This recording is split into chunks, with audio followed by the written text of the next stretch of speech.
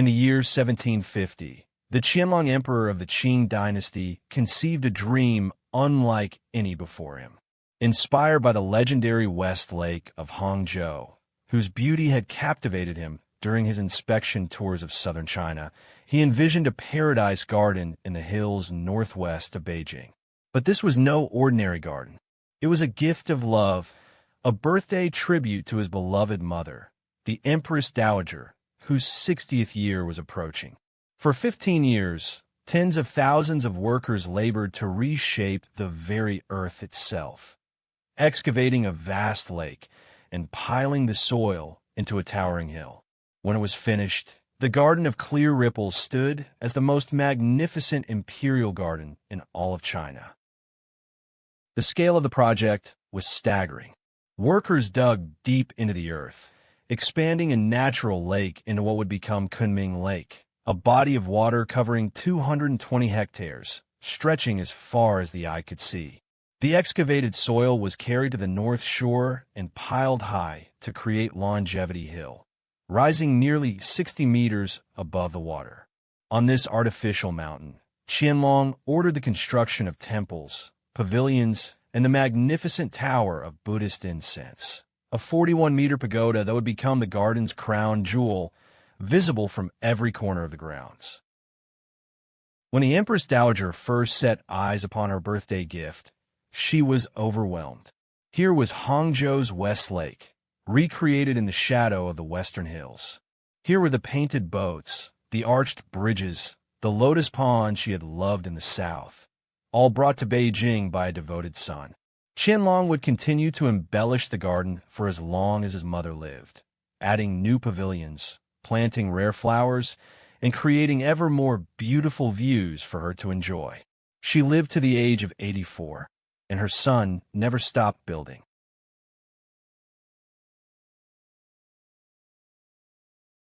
Rising from the southern face of Longevity Hill like a golden crown, the Tower of Buddhist Incense commands the entire garden. This 8-sided, 4-story pagoda stands 41 meters tall on a 20-meter stone platform, supported by 8 massive ironwood pillars.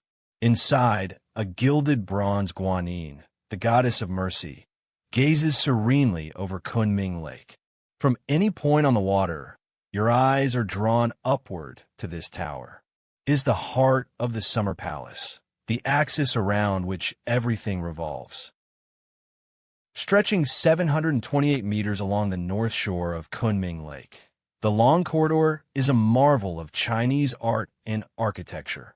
273 spans, supported by 258 columns, create the world's longest decorated covered walkway. But what makes the long corridor truly extraordinary are its paintings, 14,000 of them, covering every beam and ceiling panel. Here, scenes from Journey to the West come alive beside tales from the dream of the Red Chamber. Landscapes of misty mountains sit next to portraits of legendary heroes. It is a museum you walk through, a story told in paint that stretches for nearly a kilometer. Look closely at these paintings, and you will find the whole of Chinese civilization captured in miniature. Here, the Monkey King battles demons on his journey to the west. There, scholars gather in a bamboo grove to compose poetry. A general leads his army across a river. A fisherman sleeps beneath a willow tree. Each painting is a window into the Chinese imagination, mythology and history, beauty and heroism, all flowing together along a single corridor of dreams.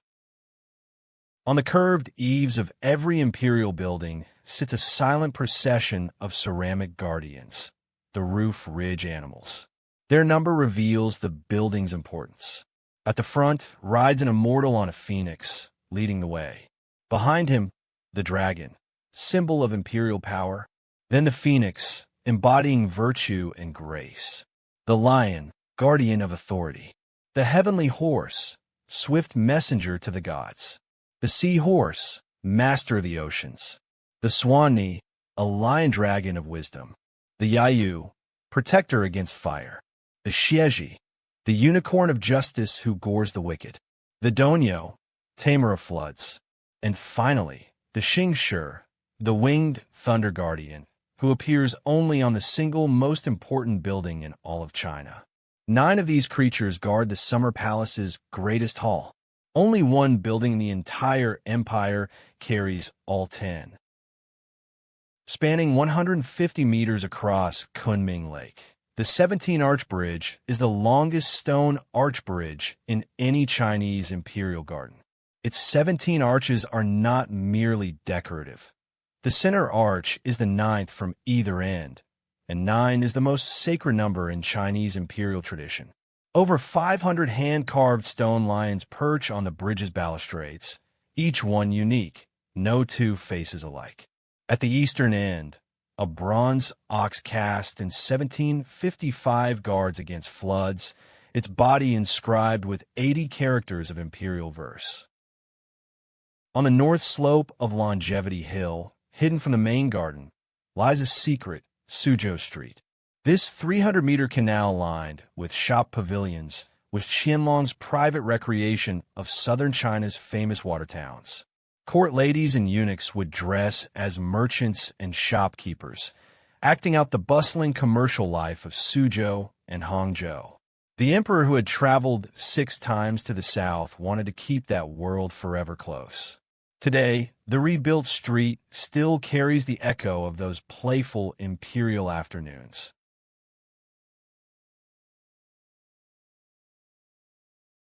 In the autumn of 1860, the Second Opium War reached its terrible climax. An Anglo-French expeditionary force marched on Beijing, seeking revenge for the torture and murder of their envoys under a flag of truce. The Xianfeng emperor fled to his summer retreat in Qingda, leaving the capital defenseless. On October the 6th, the foreign soldiers reached the imperial gardens. What they found astonished them. Treasures beyond imagination, gathered over centuries of imperial rule. And then the order came, burn it all. For 3 days, the flames consumed centuries of beauty. The nearby Yuanminjuan, the garden of perfect brightness, was utterly destroyed, never to be rebuilt. The summer palace, though badly damaged, survived in part. But the smoke that darkened Beijing's sky carried with it something more than ash. It carried the end of an era, the moment when China's ancient world collided with the modern age, and the old order began to crumble.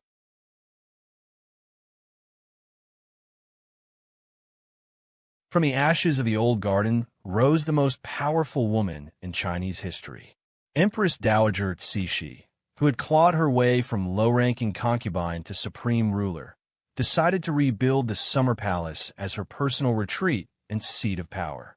She renamed it Yihiyuan, the garden of nurtured harmony. But the funds she needed would come at a terrible price. To finance her dream, Cixi diverted funds meant for China's modern navy, millions of silver taels that should have built warships. Instead, the money rebuilt pavilions, planted gardens, and most infamously, restored the marble boat.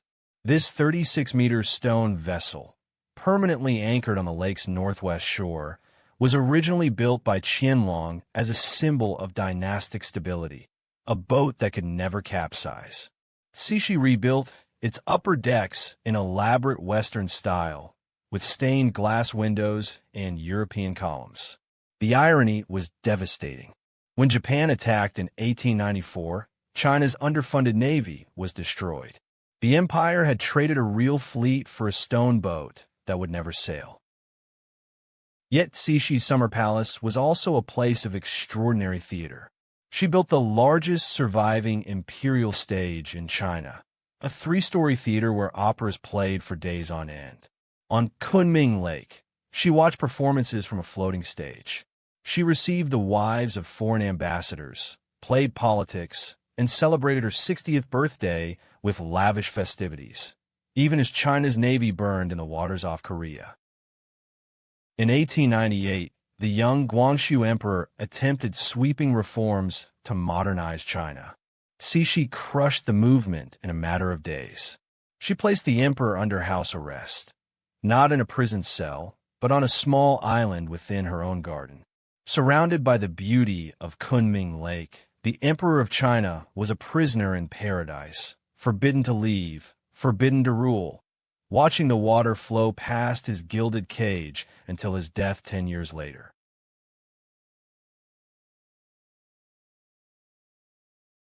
Today, the Summer Palace stands as a UNESCO World Heritage Site, a masterpiece of Chinese landscape design.